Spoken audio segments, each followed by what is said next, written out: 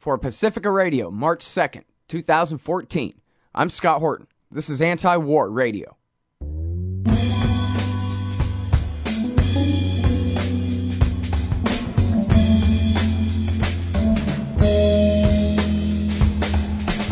All right, y'all, welcome to the show. It is Anti-War Radio, here every Sunday morning from 8:30 to 9 on KPFK 90.7 FM in LA. I'm your host, Scott Horton. My website is scotthorton.org. You can check out all my interview archives there. More than 3,000 of them now, going back to 2003. And you can follow me on Facebook, Twitter, and YouTube at /Scott Horton Show. Today's guest is Ray McGovern. For 27 years, he was an analyst at the CIA and ended up being advisor to Vice President George H.W. Bush in the Reagan years. And then on the eve of the Iraq War, he co-founded Veteran Intelligence Professionals for Sanity, and has been a great anti-war activist ever since then. Of course, writes mostly at Consortium News, but you can also find his own website with all of his writings at raymcgovern.com. Welcome back to the show, Ray. How are you doing? Thanks, Scott. Doing well. Listen, we don't really have time to get into this too much, but I wanted to thank you very much, at least here at the start, for giving the Sam Adams Award to Chelsea Manning, sitting in a brig right now. And I know it was important last year to give it to Snowden because he really needed that boost while he's in exile in Siberia and all that. But Chelsea Manning, you know, Julian Assange is such a intriguing character, I guess, that he sucked up all the attention when Chelsea Manning was the one who took the real risk and is doing the hard time for it. I mean, not to talk down Julian Assange, I like him too, but Chelsea Manning's sitting there in a brig right now, and it was very good of you and your group to give the Sam Adams Award to her for that leak, that heroic leak of the Iraq and Afghan war logs. Well, it certainly was well-deserved. With respect to Julian Assange, Scott, you should know that we wanted to give Chelsea, or then Bradley Manning, the award in 2010. Mm-hmm. And, of course, he was cooped away by the Marines there, undergoing torture, and we discerned that since he hadn't been tried yet, it wouldn't be so good for us to award him for doing what he was being accused of doing.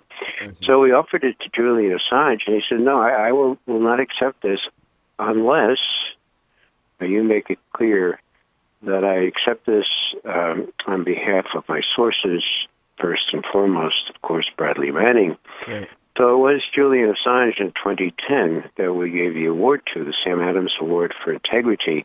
But it was only under those conditions that he would accept them. So to his great credit, he feels very strongly about Chelsea now and was very supportive of our offering this award to Chelsea. And as you probably know, Ed Snowden, too, did something very rare, and that is he recorded a statement which we played at the Oxford Union on the 19th of, it was just the 19th, a week ago in Oxford, when we gave Chelsea Manning's good friend from Wales the award that he so richly deserved, and his friend gave a very moving talk. It was quite an evening, and thanks for mentioning it, because one should not forget that Manning sits there in Leavenworth and needs to be corresponded with, needs to be borne in mind, needs not to be forgotten. Right, yeah, absolutely. And by the way, everybody, you can find the video of that whole ceremony is there up on YouTube, I believe. Yeah, or you think of just my website, raymcgovern.com. It's up there, too. And okay, let me mention, we have a website for the Sam Adams Associates, and it's samadamsaward.c as in Charlie, H as in hotel. C-H, okay. samadamsaward.ch. Okay, great. Right. Mm-hmm. All right, again, it's Anti-War Radio. I'm Scott Horton. I got Ray McGovern on the phone, and back when you were a CIA analyst, you were a Soviet specialist, correct? I was, yeah. And so, well, good. I can tell when I'm reading your latest piece here at consortiumnews.com, Ukraine, one regime change too many. I think, really, to sum up just the first couple of paragraphs here, yes, too many. They've already, the American imperialists, have already pushed it too far. And the Russian response thus far, I guess, sewing up of the Crimean Peninsula there by the Russians is the very predictable response, the check to their attempt to run off with Ukraine. That's exactly right, Scott. It was sort of like a no-brainer that's how the Russians would react eventually. And when this little putsch, coup, succeeded against Yanukovych 2 weeks ago, well, the Russians are not going to hang around and do nothing. So when you're messing around with what the Russians call their near frontier, and of course at one point the Ukraine was part of the Soviet Union, you're messing around with fire, and that goes in spades for their southern soft belly. Mm-hmm. So the Russians have ample cause to feel sort of diddled. Way back 24 years ago in 1990, when there was such hope. Do you remember? Maybe you were too young, Scott. You do, I was young, but I was paying attention. I knew what a big deal it was. I mean, it was incredible with the Berlin Wall falling down and Gorbachev turning out to be the real deal, as some of us suggested he was, against Bill Casey, head of CIA, and Bobby Gates, head of analysis. They were all saying, no, he's just a clever commie. Well, the big thing was always what would happen to Germany. And the Russians, having lost between 25 and 30 million, that's million with an M, people in World War II, and having suffered all kinds of deportations at the hands of the Germans over the centuries, the big thing was to keep Germany divided. I mean, that was post-war policy, not only on the Russian side, but on the Western side. And so all of a sudden, East Germany is up for grabs, and there's something like 20 Soviet divisions there, So what's going to happen? Well, what George H.W. Bush did was send Jim Baker over to Moscow and figure out, well, okay, is it okay if Germany becomes reunited? And Gorbachev said, but let's not make it part of NATO. And they said, oh no, we'd like it to be part of NATO. Well, long story short, the Russians pretty much acquiesced, not in writing, but in paperwork we can see within the German Foreign Ministry and our own. They acquiesced in the notion that, okay, there could be a Germany, a united Germany, that would be part of the West, part of NATO even, but no more. Okay, no more. Let's not let the other former Warsaw Pact countries become part of NATO. That's a little bit too. You don't need that. We don't need that. There's no threat from us. Let's make a gentleman's deal. And they thought they had one. And all of a sudden, well, the rest of the story. They didn't have one. And NATO and the EC have, in Russia's eyes, encroached eastward steadily through the last couple of decades. Well, they've incorporated everybody except Ukraine, basically, at this point, right? Yeah, of course. Yeah, and so the Ukraine was always a bridge too far, in my view, and it takes somebody totally insensitive to Russian strategic interests to think that they could overthrow a government in Ukraine and the Russians wouldn't do anything about it. Well, we know what they've done. For your listeners, this is pretty recent. Putin, the Soviet president, Russian president, asked for permission from the Russian Duma, the parliament, to deploy troops into Ukraine, and he was given that permission earlier on Saturday. Mm-hmm.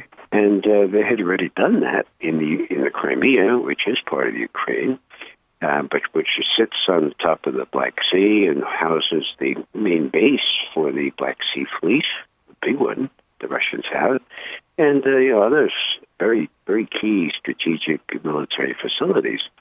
So what the Russians did, even before Putin asked the Russian parliament for permission, was to seize the two large airports in the Crimea, and seal off some of the highways and the installations that the Russians, of course, the naval base that the Russians depend on. Then earlier on Saturday, we got word that he asked for permission to do that. And guess what? The Duma, the Russian parliament, gave Putin permission. And so now he has permission to deploy troops not only in Crimea, but in Ukraine writ large. And will he do it? Well, I think he wants to have that option, and if push comes to shove, he will. But he's got lots of other tools in his toolkit there. Economic leverage. Ukraine depends heavily on subsidized prices for oil and natural gas and all kinds of things that the Russians have been giving them just because of their dire economic situation. So the Russians can fool around with that. They can do all manner of things. Their secret police, their KGB successor is at work, of course, and they're not just going to sit by idly and watch people like the neoconservative prima donna Nuland work with the Ukrainian government that has been installed 2 weeks ago and drift them back toward the west like so many of the other satellites. And now, of course, Ukraine was a constituent republic of the Soviet Union, so it's not going to happen. Just look at the map and look at the strategic relationship that Ukraine has always had with the former Soviet Union, now Russia. There's all kinds of leverage that Moscow can bring to bear, and Putin's not going to be reluctant to do that. Now, if in their zealousness, their zealotry, the neocons persist in trying to undermine or trying to fortify this interim government that they've installed in Kiev, and try to wean at least the western part of the Ukraine away from the country itself and from some Russian influence, then Putin has all manner of things which he's already displayed. One of the things that Putin will have to put into his calculus is, what kind of reaction can he expect from our president, Obama? And that's pretty clear, because Obama got up yesterday, and, at the end of Friday, when the news isn't all so good, or isn't all so paid attention to, and he did what the neocons wanted him to do. He said, now, there'd be costly. There would be costs if the Russians interrupted this flow. Mm-hmm. And but he spoke in the subjunctive mood. He said, if the Russians use their military, or if the Russians do this and that, well, maybe he gave the day off to the White House Situation Room, but they had already done those things. Right. Well, Rice and Power, the National Security Advisor and the UN Ambassador, have both been out talking smack to varying degrees, making somewhat veiled threats. Yeah, and the irony of the whole thing is that the U.S. role is so transparent here. I compared it back to 1968 when I was in Munich, and I was advising the head of Radio Free Europe. And we both thought that the Russian tanks were going to roll into Czechoslovakia to put the kibosh on the Prague Spring. And we were the minority of two, really. Everybody else was euphoric. No, the Russians will never do that. No, they'd take a black eye. No, on August 20th, 1968, that's precisely what they did. Now, what I'm drawing here is a contrast, because then the Prague Spring, the spontaneous, widespread, popular revolution that Alexander Dubček led, was such that nobody in the world believed that the CIA or MI6 or anybody else needed to be behind it. It was very, really and truly spontaneous. Now, look at this situation with respect to the Ukraine. Here we have, not circumstantial evidence. Here we have Victoria Nuland, a prima donna neocon, who now is Assistant Secretary of State for European Affairs, and she's talking to the U.S. ambassador there in Kiev. And this is very early this month, well, very early last month, very early February, and is put on YouTube on the 4th of February. That's what she says. Now, Yats. Yats is short for the fellow who is now the Prime Minister of Yats. I'll remember his name in a second. Anyhow, she said, Yats is the guy. He's got the economic experience, the government experience. He's the guy you know, better than the guy you don't know. Now, Yats will need all the help he can get to stave off the collapse. He has warned that there is an urgent need for unpopular cutting of subsidies and social payments before Ukraine can improve. I guess they're going to cut the food stamps there, too. Anyhow, here she is in an intercepted, open, that is, unencrypted telephone conversation with the U.S. ambassador, who happens to also be a neocon. Payet is his name. And he's saying these things, and now it's on YouTube. So, hello, who becomes the interim prime minister? But Yats. Yats. Yikes, it's Yats, I say in the subtitle here.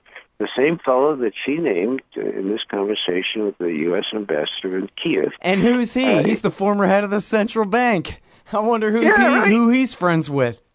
Yeah, he's a former economic minister, and he knows what needs to be done. And his name is Yatsenyuk, and he's clearly Nuland's guy. So, surprise, surprise, he came out on his feet there, and he's calling for, quote, responsible government, end quote, one that's willing to commit, quote, political suicide, end quote, as he puts it. Because they're going to have to take unpopular social measures, because the IMF wants them to, because that's how they're going to enter into the fellowship of places like Greece and other countries that are basket cases in Europe.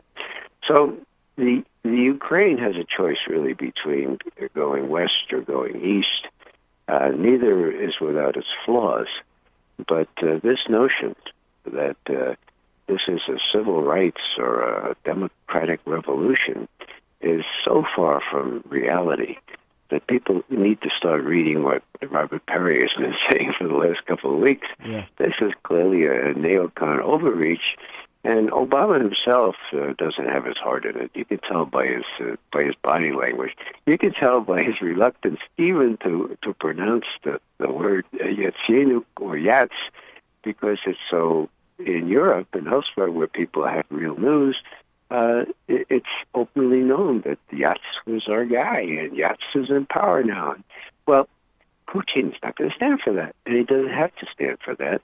He's got all kinds of cudgels that he can use until such time as it may seem necessary for him to send still more Russian troops in there, and they've already warned.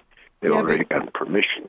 You know what, though? I mean, I have been reading Robert Perry's work on this lately at Consortium News, and he makes great points about what the neocons are up to, but I don't see how that's necessarily exclusive of the will of the President of the United States. He's the one who sailed the Navy into the Black Sea under the excuse that they're there in case they need to evacuate for terrorist attacks at the Olympic Games. Was the pretext there, and he's the one who hired Victoria Nuland and gave her all this money to foment this thing. She gave a speech, I'm sure you saw, to the Chevron people or whoever it was, talking about America has funneled $5 billion into Ukraine over the last, I'm not certain how many years, to promote, pro-Western or at least they wish pro-Western forces there. Mm-hmm. Into line pockets, yeah. Yeah, well, she's a menace. So the question is whether Obama is foursquare behind these guys or whether he accepts them as kind of a necessary evil. In the final analysis, it doesn't much matter. Yeah. He's beholden to them. He doesn't have the guts to stand up to them if he does disagree with them. But I saw his faint-hearted attempt to assuage their feelings yesterday in that very brief press conference where he wouldn't answer any questions. I saw that as sort of a sop to them, pending his coming down hard and saying, look, enough is enough. We do expect some Russian cooperation on real important matters like Syria, like Iran, and we know that you neocons want to put the kibosh on that as well, but we're up to your game. This is it. No more fooling around with, 35 or 65 national endowments for national education, whatever endowments there are. These NGOs that are sort of the successor to what we used to call covert action in the old CIA. Right. Now, can you talk to us a little bit, Ray, about the nationalist right as part of this coalition that fomented this coup or this pretty illegal impeachment, it looks like. This is something that Robert Perry's been very good on over the last few weeks, and Max Blumenthal did a great write-up for Alternet about it, by the way, as well.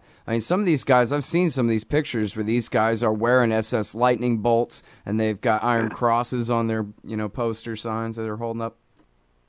It's scary stuff, Scott. I mean, if you have any sense of history, and you know how much cooperation certain segments of the Ukrainian population gave to the Nazi invaders, there are real problems in the populace there in Ukraine because people know who they were and they're still around.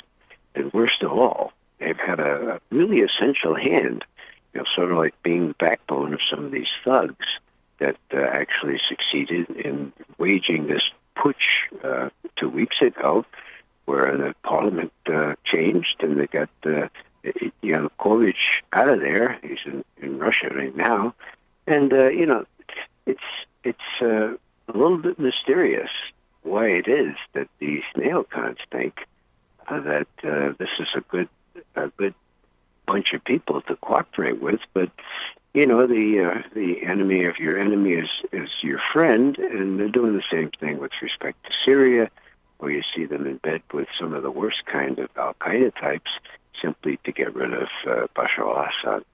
Right, yeah, well, they're apparently willing to do anything in the short term to accomplish seemingly the creation of nothing but more crises to do more terrible things about later on, but so it goes. It's amazing, though, to see Newland and all these others releasing all these statements about, we're really moving forward now, and this is all great news, and, the fall of the president here, and just completely ignoring, and along with the entire American media, just completely ignoring the fact that you have actually like a fascist brown shirt army out there on the street making sure that this thing goes their way.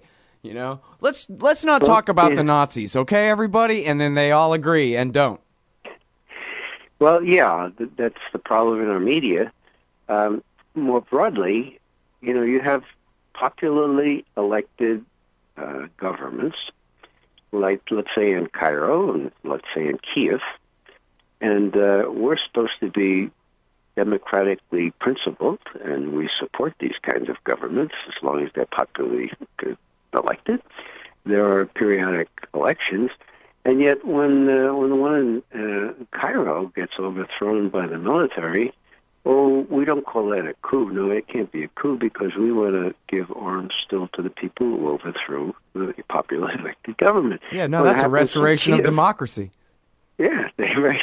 When it happens in Kiev, we kind of aid and abet it, and then say, well, now this is real democracy. These are people that really want to make sure that the human rights are protected and all. And then you look at them, as you say, you see all these Nazi insignia on them, and you wonder what's really in their heads.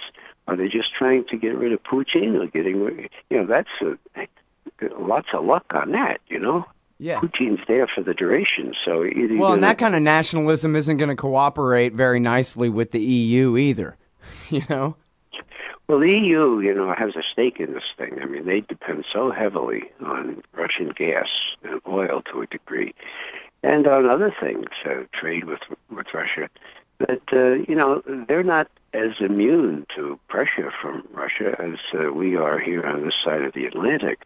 And besides that, they have ample reason to be ticked off at us, given all those revelations about NSA eavesdropping and other things that are indignities that they really weren't aware they were suffering before. So I see a distinct change in the transatlantic relationship.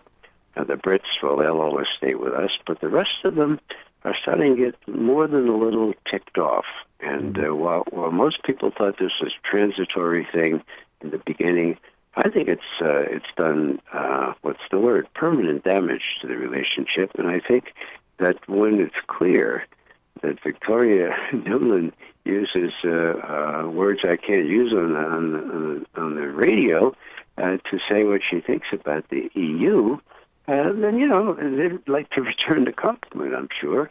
And I think the U.S.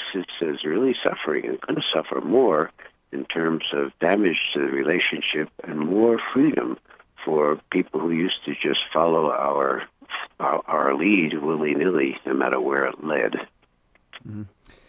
And now, Ray, I know that the empire itself as a project, as a government agency, is sort of what the military calls a self-licking ice cream cone. But it's hard for me to imagine what interest these people even imagine that they have in Ukraine, other than they want to be able to put, Lockheed weapon systems that much closer to Russia on every border, something like that. But, again, that's the sort of self-licking ice cream cone thing. But is it just their pipelines? They want to be able to put pipelines through Ukraine, maybe import some heroin through Ukraine without having to go through Russia. And so, they need to limit Russian influence for that. Or why do they even really care? Well, I think it's this megalomania, this thought that we are the indispensable country of the world, that we have all the power. We emerged from World War II and from the fall of the Soviet Union in Eastern Europe 24 years ago as the only big person in town. And to the degree that we earlier resorted to negotiations and give and take, we don't have to do that anymore. And so Ukraine is ripe for plucking. We'll try to pluck it. And the degree of unreality, the degree of historical stupidity that these people evidence is no more clear than what they've just done 2 weeks ago in removing the duly elected government of Yanukovych in Kiev. They could have at least waited a year till the next election, right? No, they had to do it now. So I just see this as, the new realm expanding, creating conditions where they can dictate where that oil and gas goes. Israel, of course, is a big part of this thing. The more the U.S. is involved in the mainland of Asia and Europe, the better it is that the Israelis see that it is for themselves. And many of these neocons, of course, are extremely pro-Israeli. So that's another element of it. It's kind of strategic overreach, it's strategic omniscience, and it's strategic stupidity in the longer run. All right. Thank you very much for your time. I really appreciate it, Ray. You're most welcome, Scott. All right, everybody. That is the great Ray McGovern, former CIA analyst for 27 years, co-founder of Veteran Intelligence Professionals for Sanity, journalist and columnist at consortiumnews.com, and his own website is, and he also is part of that Sam Adams group that gave the award to Chelsea Manning. And you can find his own website there at raymcgovern.com. Thanks, everybody, for listening. I'm Scott Horton here for Anti-War Radio every Sunday morning from 8:30 to 9 on KPFK 90.7 FM in LA. My website is scotthorton.org. You can find all my interview archives there. See you next week.